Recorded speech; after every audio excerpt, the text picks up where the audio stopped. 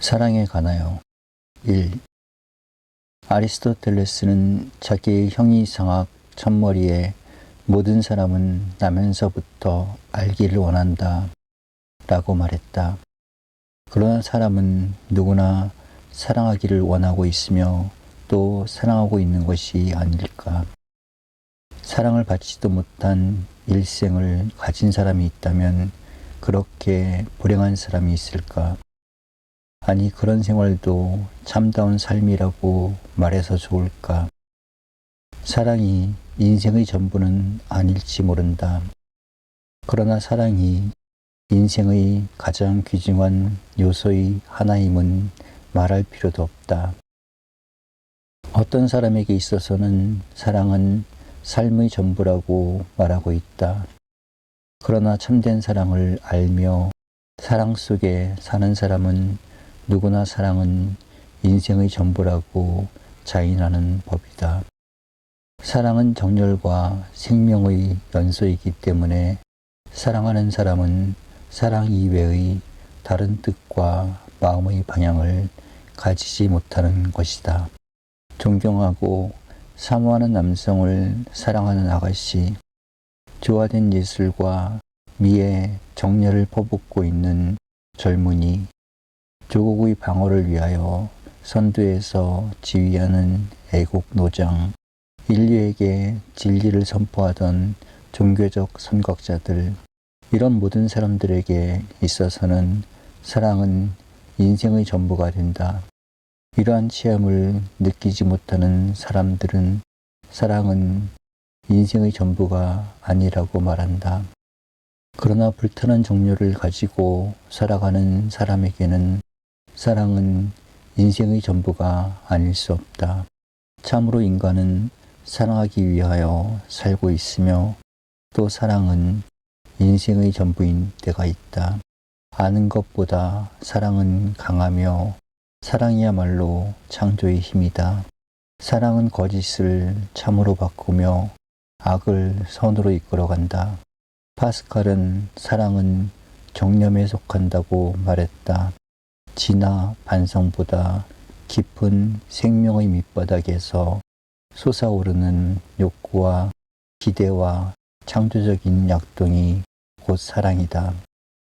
바울은 사랑을 차지하는 사람은 모든 것을 소유하나 사랑을 잃은 사람은 영혼의 공허를 깨닫는다고 암시했다. 왜 사랑하는지 모른다. 그러나 인간은 사랑하기 위한 동물이다. 가장 고귀하고 영원한 것을 사랑하는 사람이 언제나 고귀한 일생을 가진다. 2. 사랑은 조화된 하나의 정념이다. 우리들이 사랑에 선우는 있을지 모르나 동시에 둘도 셋도 사랑한다는 것은 있을 수 없다. 생각은 여럿에 미칠 수 있으며 비판과 반성이 가능하다. 그러나 우리들의 정은 언제나 한 곳으로 흐르게 마련이다. 폭포같이 세차게 쏟아지는 때도 있고 호수같이 풍만이 머무는 경우는 있어도 사랑하는 감정은 언제나 한 곳으로 흐르는 법이다. 어제는 A를 사랑했지만 오늘은 B를 사랑한다는 고백은 진실하다. 그러나 A와 B를 동시에 사랑한다는 사실은 진정한 뜻이 아니다. 그것은 오직 C와 D를 합친 E를 사랑하지 않고 A와 B를 합친 F를 사랑한다는 때에만 진실이 된다. 사랑은 믿고 원하는 것으로 향하는 마음의 태도이기 때문에 두 길이 있을 수 없으며 조화를 결한 여럿을 택할 수는 없다. 지가 객관적인 비판을 생명으로 삼는 데 비하여 사랑은 정열을 가지고 동화하는 힘이기 때문에 하나의 원동력이며 하나의 완성만을 뜻하게 된다. 사랑은 깊은 영혼의 호소나 몸부림과도 같다고 할까. 세상에 자기 영혼을 둘로 나누어 가지고 사는 사람은 없다. 역시 사랑은 하나의 뜻이다. 3. 어떤 외국 작가의 속임이 없는 기록을 읽은 일이 있다. 그는 연애를 논하면서 육체적인 내용이 동반하지 않는 사랑은 참사랑이 못 된다고 말하고 있다. 공상은 현실이 못 되며 생각만의 사랑은 참사랑이 아니라는 것이다. 그럴 수 있는 이야기다. 인간이란 본래가 정신과 육체를 동반한 존재이다. 후자가 없는 전자만의 사랑이 불완전한 사랑임에는 틀림이 없다. 그러나 육체적인 욕망만을 위한 사랑도 또 완전한 사랑은 못 된다. 그렇다고 정신과 육체가 겸비된 사랑이라면 그것은 완전한 사랑일까? 물론 부분적인 사랑에 비하여 보다 완전한 사랑임에는 틀림이 없다. 그러나 사랑은 양에 속하기보다 질에 속하는 것이 아닐까? 한 사람은 육체와 정신적인 사랑을 가졌다 하자. 그러나 극히 평범하며 누구나가 가질 수 있는 사랑이었다. 이에 비하여 한 사람은 정신적인 사랑에만 머물렀다 하자. 그러나 그 정신적인 것이 높고 귀했을 때는 그것이 보다 진실하고 참된 사랑이 아니었을까. 단테의 신곡은 베아트리체와의 사랑에서 도움을 얻었고 고귀한 정신적 사랑이 무수히 많은 예술품들을 남겨주었다면 반드시 육체적 사랑이 필수 조건이라고 볼 필요는 없을 것 같다. 만일 정신적 사랑이 미의 사랑이며 육체적인 사랑이 쾌의 사랑이라면 사랑은 미와 쾌를 동반해야 한다고 말할 수도 있다. 그러나 만족, 쾌락, 행복은 육체에만 속하지는 않을 것이다. 정신적인 데서 얻을 수 있는 만족과 쾌 또한 고귀한 것이 아닐까. 물론 연애는 연애다. 사랑의 특수한 부분을 차지하고 있는 한 사태라고 보아야 한다. 다른 사랑은 모르지만 연애에 있어서는 육체적인 조건이 한 본질을 만들고 있음은 사실이다.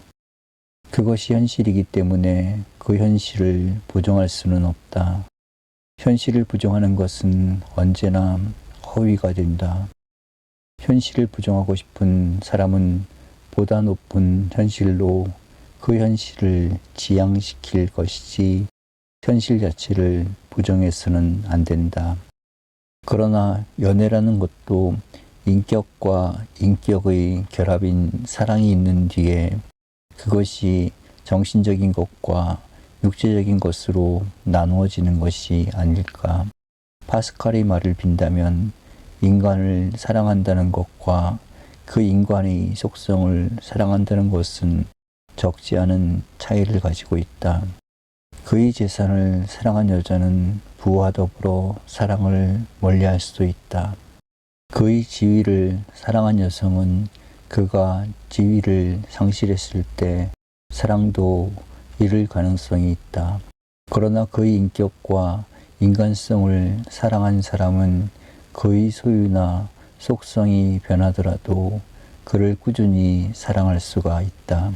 그의 인격과 인간성에는 좀채로 변화가 오지 않기 때문이다. G. 마르쉘이 사귐과 사랑의 철학을 논하면서 신의 사랑을 말하는 뜻도 여기에 있었다. 4.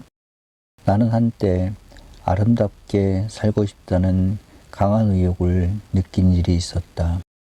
지적인 면에만 치우쳐 살던 몇 해가 지난 뒤 음악, 그림, 조각, 문예작품 등의 예술적 분위기에 접할 수 있었던 마음의 반응에서 오는 결과였을 것으로 짐작한다. 아름답게 산다는 것은 정으로 산다는 것이다. 그리고 조화를 지니며 산다는 뜻이다. 지혜에 대한 피곤과 권태를 느꼈을 때는 누구나 가져보는 마음의 자세가 아닐까 한다. 그러나 아름다움이란 참이나 선함과 마찬가지로 일종의 가치에 속하는 것이다. 정을 끌어올리며 흘러가는 감정의 방향을 이끌어주는 것이 미이다. 그러나 이러한 정을 일깨워주는 것은 무엇이며 아름다움을 만들어주는 힘은 어디서 오는가? 역시 사랑이다. 철학자 베르그송은 창조적인 직관, 생명적인 비약을 강조한다. 그것이 세계의 근원이며 유기체의 원동력인 때문이다. 이러한 직관과 비약의 원동력이 무엇인가? 역시 지만으로는 불충분하다.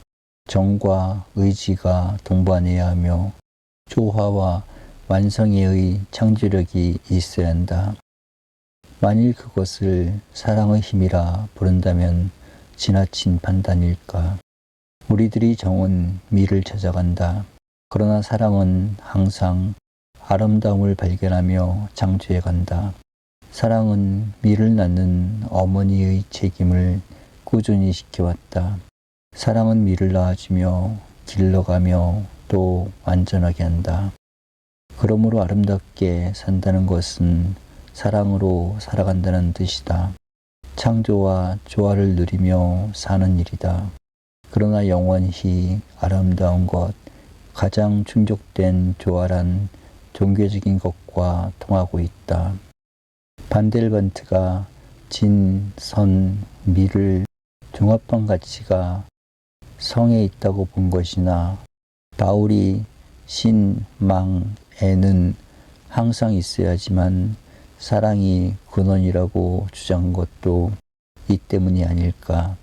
만일 아름답게 산다는 것이 사랑 속에 산다는 것이라면 그것은 예술과 종교가 합쳐진 하나의 완전성이 아닐까. 아름다움이 있는 곳에는 조화가 있고 거기에는 삶의 모든 요소들이 제자리를 얻게 되지 않을까. 5. 나는 귀여운 딸 H를 언제나 주시하고 있다.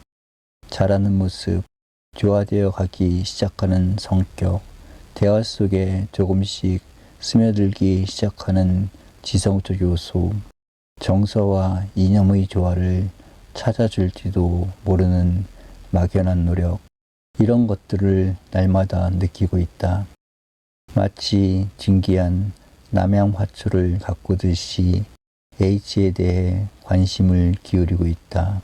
그러므로 나만큼 H의 개성을 잘 이해하고 있는 이는 없다. 좋은 면을 발견하고도 혼자 기뻐하며 나쁜 점이 드러날 때는 혼자 괴로워한다. 무엇 때문일까? 사랑하는 때문이다. 사랑은 언제나 관심을 모으며 관심을 모으기 때문에 사랑하는 이의 개성을 끊임없이 살피게 된다. 사랑이야말로 개성을 찾는 길이며 H의 됨을 발견하는 원동력이 된다. 피어나지 못하는 개성은 개발시켜 주려 노력하며 개성의 풍부함을 더해주려고 맘 태운다. 그러므로 나는 H의 자유에 관해서는 손가락 하나라도 대기를 원하지 않는다. 왜? 역시 사랑하는 때문이다. 사랑하는 이의 자유를 구속한다는 일, 그것은 도저히 있을 수 없는 일이다. 그 자유에 손을 대기보다는 차라리 내가 고통을 겪는 편이 좋지 않을까. 울면서라도 사랑하는 이의 자유를 지켜주는 일, 그것 역시 진정한 사랑이 아니고서는 있을 수 없는 일이다. 내가 H의 개성을 찾고 그 개성을 키워준다는 것은 H의 자유를 사랑한다는 것이다. 자유를 짓밟는 사랑, 그것은 상상도 할 수 없는 일이다. 나는 오랫동안 그리스도는 왜 가롯 유다를 범죄하기 전에 책망하지 않았을까고 의심하고 있었다. 그러나 그리스도의 지극한 사랑은 유다의 자유에 손을 댈 수가 없었을 것이다. 세상에는 유다와 같은 성격의 수많은 사람이 있다. 그리스도는 그 모든 유다들을 자유 없는 목석으로 삼으면서까지 자기의 생명을 보존하고 싶지는 않았다. 오직 이러한 악의 수행자가 유다가 아니었더라면 얼마나 좋았을까. 신에게 그 죄를 사하시도록 빌었을 뿐이다. 때때로 신은 왜 인간들을 범죄하도록 내버려 두는가고 묻는 사람들이 있다. 그러나 지금도 신은 그의 자유를 위해 얼마나 눈물을 흘리고 있는지 모르는 사람이 신자가 될 수 있을까? 신은 당신이 100번을 울더라도 인간의 자유에는 손을 대지 않는다. 너무나 높은 사랑 때문이다. 자식을 목석으로 만들고 사랑하는 세상의 부모가 없다. 신이 인간 목석으로 만드는 일이 있을 수 있을까? 그러므로 인간은 자유롭다는 생각을 가지는 사람부터가 종교인이 될 자격을 상실한 것이다. 사랑하는 이는 상대방의 자유에 손을 대지 않으며 사랑을 받는 이는 사랑하는 이 앞에서 자유를 말하지 못하는 법이다. 나는 절대 자유라고 대드는 자식이 부모 앞에서 효자일 수 있을까? 인간은 자유롭습니다 라고 선포하는 사람이 기독교의 지도자가 될 수 있을까? 나는 당신에게 그 여인을 사랑하지 말라고 못하겠어요. 그저 돌아오실 때까지 기다릴 뿐이지요. 라고 동양의 여성들은 고백해왔다. 이 얼마나 성스러운 사랑의 자세인가. 사랑이 깊어지면 질수록 상대방의 개성은 아름다움을 더해간다. 사랑이 높아지면 질수록 상대방의 자유를 더욱 받들게 된다. 사랑과 개성, 사랑과 자유는 서로 정비례한다고 할까. 6. 이기적인 사랑에는 질투가 뒤따른다. 자기의 애인보다 더 훌륭한 애인을 가진 것에 대하여 질투를 느끼지 않는 여성은 드물다고 한다. 그만큼 여성들의 사랑은 이기적이면서도 독점적일지 모른다. 그러나 키르케고르는 사랑하는 여성은 자신을 희생시키고 있다고 생각하는 동안 가장 행복스러워진다고 말한다. 그렇다면 여성들의 사랑이야말로 가장 아름답고 귀한 것이 아닐까. 그렇다. 사랑은 가장 낮은 데서 높은 곳까지 이르고 있다. 한 사람이 악마적인 질투를 느끼는 때도 있고 천사와 같은 사랑을 하는 경우도 있다. 사랑 속에는 너무나 많은 질적 차이가 있는 때문이다. 여기 실현한 한 여성이 있다 하자. 그는 자기 애인을 빼앗은 여성에 대하여 심한 질투와 분노를 느낀다. 그것이 자연의 모습이다. 여기 한 예술가가 있다 하자. 그는 같은 내용을 가지고 자기보다 훨씬 우수한 예술품을 만든 작가에 대하여 감탄을 금치 못한다. 무엇 때문일까? 도박에 진 사람은 상대방에 대하여 질투와 미움을 느낀다. 그러나 경기에 진 선수는 상대방에 대하여 선망과 존경을 표하게 된다. 무슨 이유일까? 실현한 여인이나 도박에 진 사람은 이기적인 소유에 뿌리를 두고 있었던 때문이다. 이러한 본능적인 사랑에 실패했을 때는 언제나 질투와 미움이 뒤따른다. 그러나 예수를 사랑했던 사람이나 경기에 실패한 이는 사랑이나 인생의 패배자에게는 매한가지지만 질투와 미움보다 존경과 선망으로 굳는다. 그것은 소유라기보다 질적 가치에 사랑을 두었던 때문이다. 그러나 우리들의 사랑은 언제나 이러한 양극 사이를 내왕하고 있다. 질투와 존경을 동시에 가질 수 있으며 미움과 선망을 한 가지로 느끼면서 사랑의 길을 걷고 있는 것이 인생이다. 기독교는 신의 본질을 사랑, 악마의 본성을 질투에 두고 있다. 질투를 느낀 천사가 악마가 되었다고도 하며 뱀이 이불을 꿰일 때도 그 질투심을 이용했던 것이다. 그렇다면 우리들의 사랑 자체도 악마의 사랑에서 신의 사랑 사이를 방어하고 있는 것이 사실이다. 어떤 사랑을 하는가? 참으로 어려운 문제가 아닐 수 없다. 7. 사랑은 아름다운 것이다. 그러므로 그만큼 고통스러운 경우가 있다. 사랑은 귀한 것이다. 그러기에 그만큼 인생의 무거운 짐이 된다. 사랑은 라듐이나 초와 같은 것이라고 생각된다. 라듐은 방사선을 방사하고 있는 동안 그 작용을 계속한다. 그 작용이 멎는다면 그것은 벌써 라듐이 아니다. 그러나 방사선을 방사하는 사이에 자기 자신은 없어져 가고 있다. 자신을 상실하는 대가로 방사선을 내고 있다. 촛불도 마찬가지다. 초가 타서 자신이 없어지는 동안에만 빛은 발한다. 자신은 그대로 있으면서 빛이 바래질 리가 만무하다. 사랑도 마찬가지다.